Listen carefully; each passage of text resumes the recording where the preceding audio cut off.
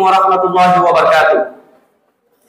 আমরা 2013 সাল থেকে হাঁটি হাঁটি পা পা করে আজকে এতটুক আসতে পেরেছি।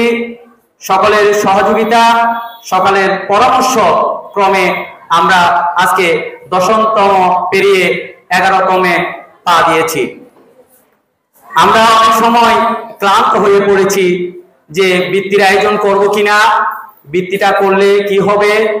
আমরা অনেক সময় চিন্তা করি, আমরা যে পরীক্ষা দিচ্ছি, আমরা অনেক সময়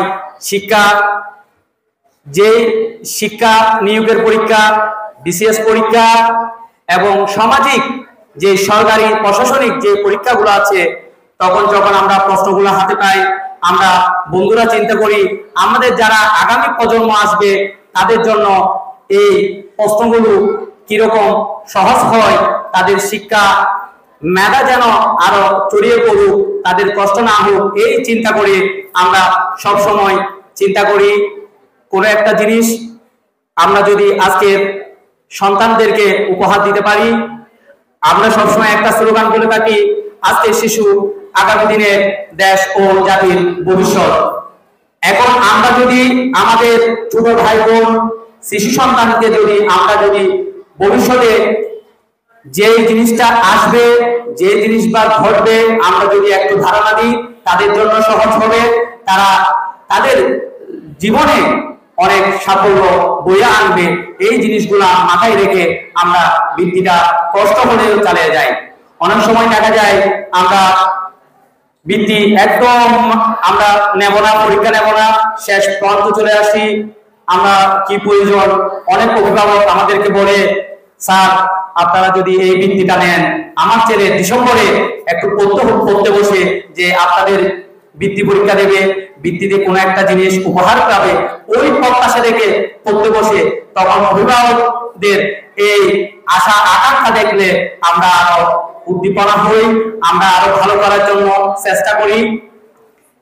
এরকম আমরা অভিভাবকদের তাদের পরামর্শ, আমাদের শিক্ষকদের দিক নির্দেশনা নিয়ে আমরা কাজ করে যাচ্ছি। আমাদের বৃত্তি বোর্ডে যারা প্রথম সারির কাজ করেছে, এখন দেখা যায় বেশিরভাগ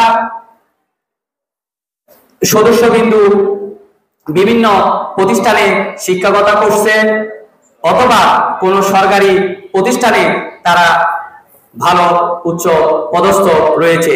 যে আমরা আজকে আপনাদের জন্য যে গবেষণা করতেছি, এটা আমাদের জন্য এবং আপনাদের জন্য।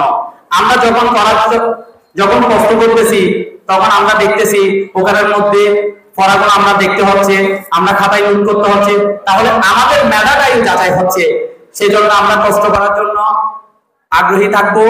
আপনারা যদি আপনাদের সন্তানদেরকে আমাদের যে কষ্ট করে যাচ্ছি, আপনারা যদি আমাদেরকে উৎসাহিত দিয়ে যান, আমরা সামনের দিকে এগিয়ে যাব। আমি বেশি বক্তব্য রাখবো না, আমার শ্রদ্ধাভাজন ব্যক্তিবর্গ রয়েছে, তারা গুরুত্বপূর্ণ দিক নির্দেশনা দেবে। আপনারা ধৈর্য সহকারে বসবেন, এই প্রত্যাশা রেখে যারা আজকে আমাদেরকে মঞ্চে এবং সামনে সারিতে সময় দেওয়ার জন্য নূর মেধাবৃত্তি বোর্ডের পক্ষ থেকে আমি ধন্যবাদ ও কৃতজ্ঞতা জানিয়ে আজকে আমার সংক্ষিপ্ত বক্তব্য এখানে শেষ করছি। ধন্যবাদ সকলকে। আসসালাম।